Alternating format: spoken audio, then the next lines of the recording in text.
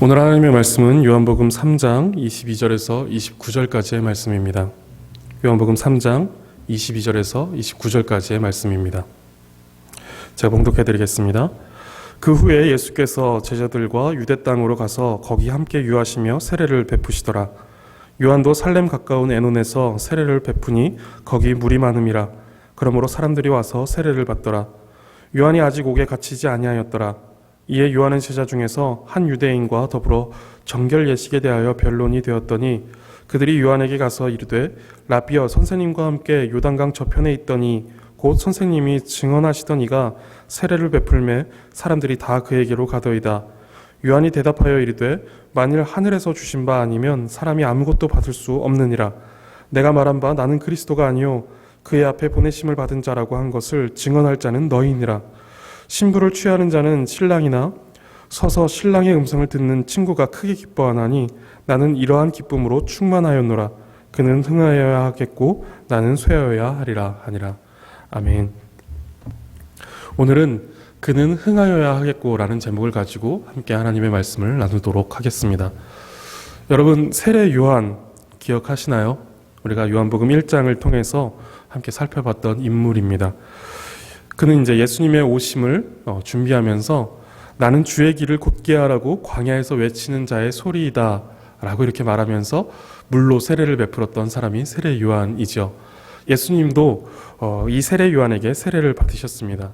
그러면서 예수님께서 이제 공생애를 본격적으로 시작하시는 것을 우리가 함께 살펴보았습니다. 오늘 본문에 이 세례 요한이 다시 등장하고 있습니다.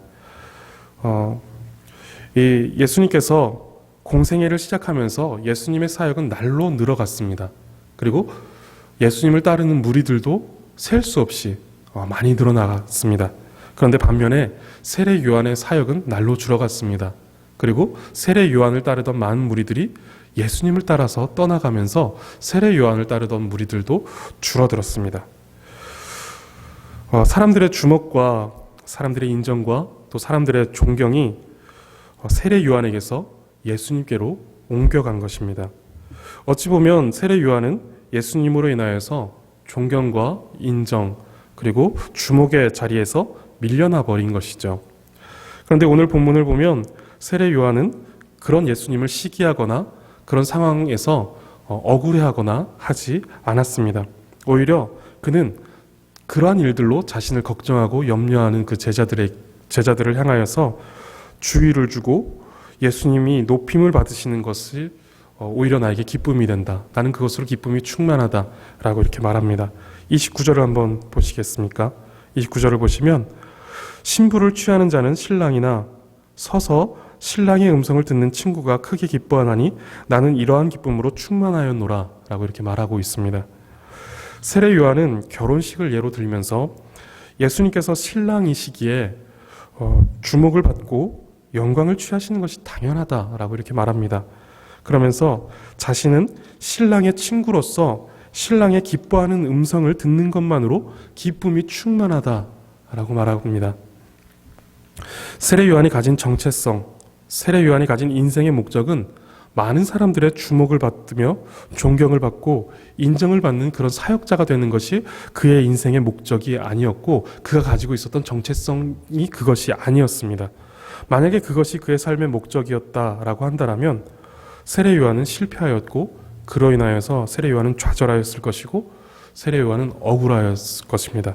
그런데 그의 인생의 목적은 30절에 나옵니다. 30절을 함께 보겠습니다. 그는 흥하여야 하겠고 나는 쇠하여야 하리라. 이것이 세례 요한의 삶의 목적이었고 세례 요한이 가지고 있었던 스스로의 정체성이었습니다. 예수님은 높아지시고 자신은 쇠하여지는 것, 이것이 그의 삶의 목적이었습니다. 그렇기 때문에 세례 요한은 자신의 쇠하여짐에 대해서 억울해하지 않았고 오히려 기쁨이 충만할 수 있었던 것입니다. 제가 최근에 재미있게 본 예능 프로그램이 있는데 내 안의 발라드라는 이런 프로그램입니다.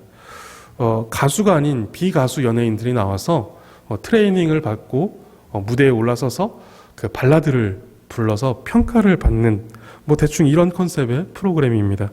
거기에 이제 여러분이 또 잘 알고 있을 격투기 선수 김동현 선수가 나와서 가족 사진이라는 노래를 불렀습니다. 그 노래를 부르고 이제 평가를 받아야 하는데 이제 결과를 보기 전에 이 김동현 선수가 한마디를 했습니다. 이런 말을 해요. 저는 부모님께 사랑한다라고 말하고 싶어서 이 자리에 섰습니다. 그렇기 때문에 어떤 점수가 나와도 어떤 결과가 나와도 나는 괜찮습니다. 라는 이런 식으로 이렇게 말을 했습니다. 보면서 이제 참 멋지다라는 생각을 했습니다. 김동현 선수가 그 무대에 오른 목적은 사람들의 높은 평가를 받고자 한 것이 아니라 부모님께 사랑한다는 마음과 또 사랑한다라는 이 말을 전하고자 했던 것이기 때문에 점수와 상관없이 나는 지금 이미 만족한다 라고 이렇게 말하고 있는 것입니다. 우리의 삶의 목적이 무엇이냐에 따라서 기쁨과 만족이 우리에게 들어오는 통로가 달라집니다. 여러분, 돈이 목적이다라고 한다면 여러분, 그 돈을 통해서 기쁨과 만족이 우리에게 찾아올 거예요. 그리고 권력과 인정과 명예가 우리의 삶의 목적이라면 그것들을 통하여서 기쁨과 만족이 우리에게 찾아올 것입니다. 그런데 참된 기쁨과 참된 만족이 들어오는 통로는 여러분 단 하나밖에 없습니다. 이 통로 이외에는 이 통로 이외에 다른 통로들을 통해서 아까 말했던 돈이나 명예, 권력, 인정 뭐 이런 것들을 통해서 들어오는 모든 기쁨과 만족은 다 헛된 것입니다. 그 유일한 그 참된 기쁨과 참된 만족이 들어오는 그 유일한 통로는 오직 예수 그리스도이고 하나님의 복음입니다. 이것 말고는 모두 다 사라질 헛된 그런 기쁨이고 만족입니다. 오직 예수 그리스도 하나님의 복음을 통해서만 우리에게 참된 만족과 참된 기쁨이 찾아옵니다. 그럼 제가 또 하나의 이야기를 들려드리겠습니다. 올림픽에 대한 건데 보통 이제 올림픽은 4년에 한 번 찾아옵니다. 그래서 이제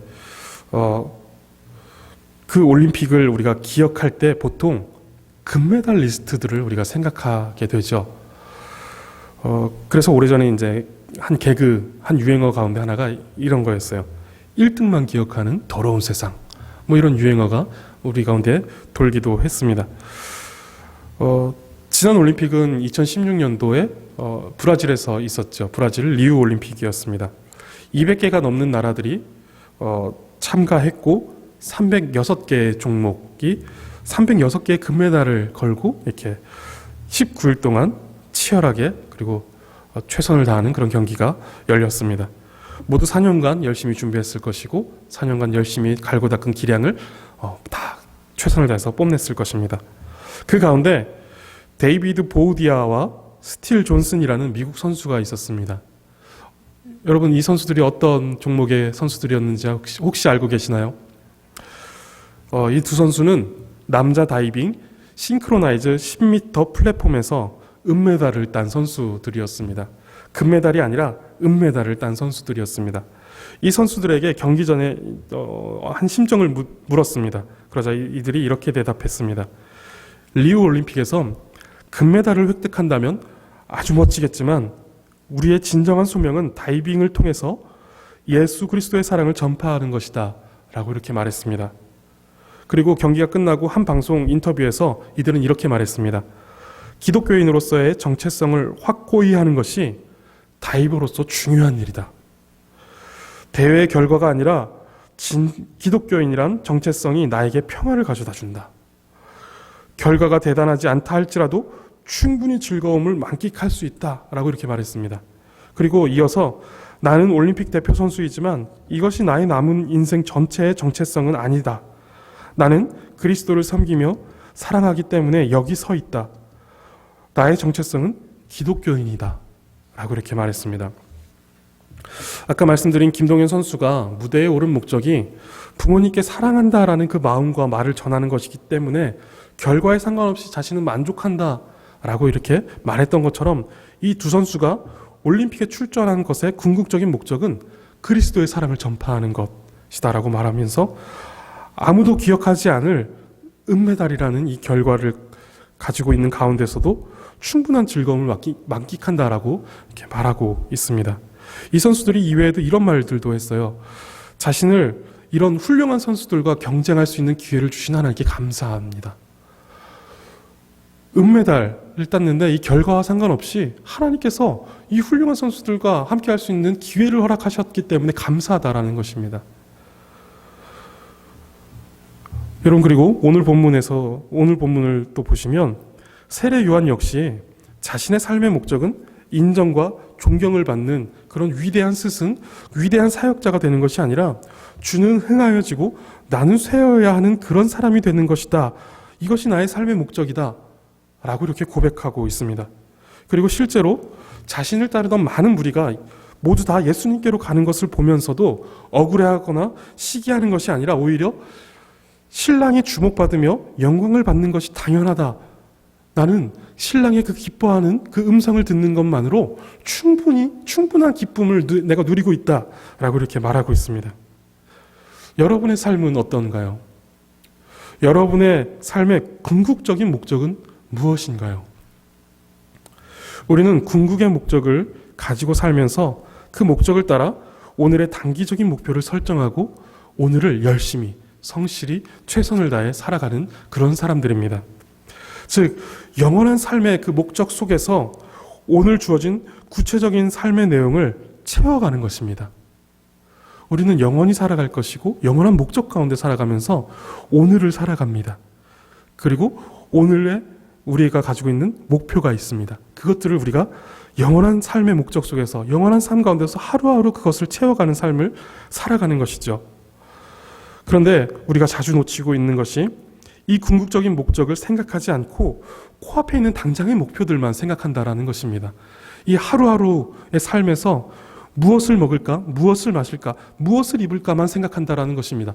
영원한 우리의 삶의 목적, 하나님의 영광이라는 그 목적을 생각하지 못하고 이것들만 생각하고 있다라는 것입니다. 이것들에 모든 생각과 에너지를 쏟고 있다라는 것입니다.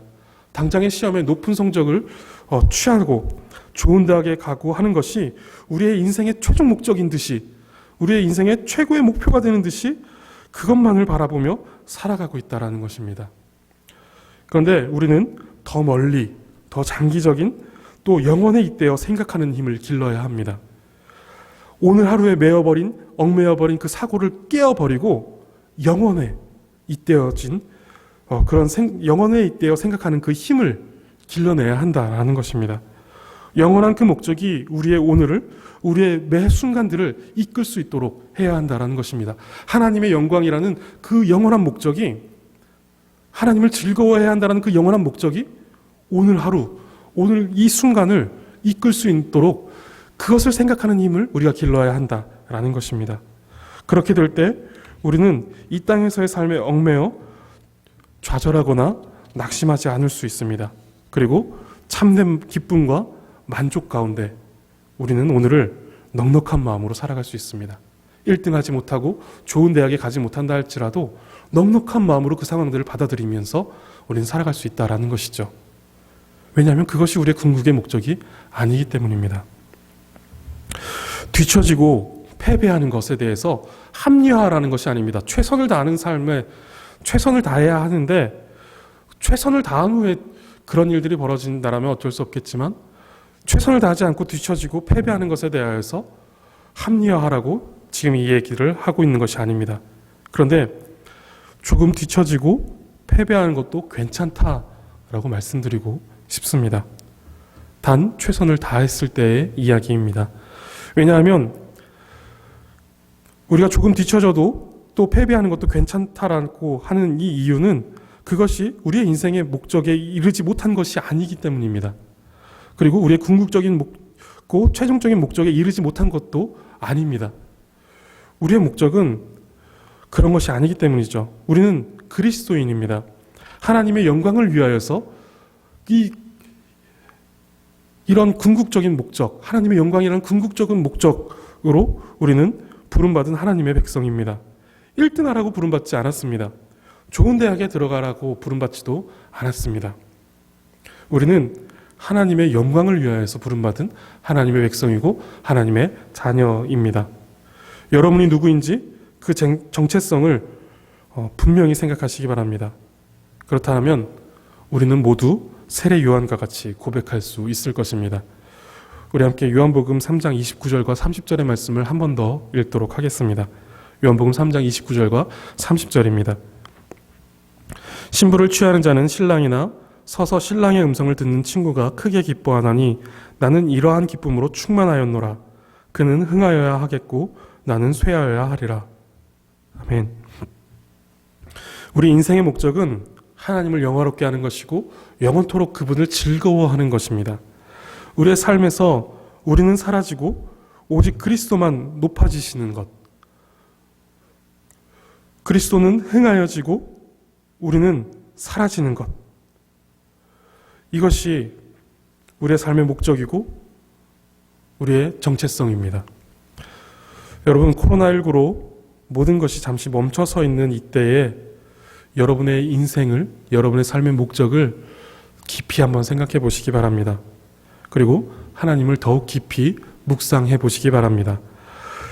그리고 우리의 삶에 참되고 유일한 목적이 되시는 그 하나님을 높여드리기 위해서 오늘을 어떻게 살아가야 할지 고민하시기 바랍니다. 여러분이 어떤 모습이든 어떤 자리에 있든 그것이 여러분의 여러분됨을 결정하지 못합니다. 여러분의 여러분됨, 여러분의 그 정체성은 우리를 창조하시고 십자가에서 우리를 구원하신 그 하나님에게서 나옵니다. 그리고 그 정체성은 우리가 어디에서 어떤 모습을 하고 있든지 가장 위대하고 복된 삶으로 우리를 이끌어 갈 것입니다. 여러분의 진정한 정체성, 하나님의 자녀됨, 그리고 그리스도인됨, 이것을 여러분 생각하시기 바랍니다. 기억하시기 바랍니다. 그리고 오늘 우리에게 주어진 삶에 최선을 다해 살아가며 하나님께 영광을 돌리시고 또 그 하나님께서 기뻐하시는 것을 통하여서 여러분 안에 그 충만한 기쁨을 삼으시기 바랍니다.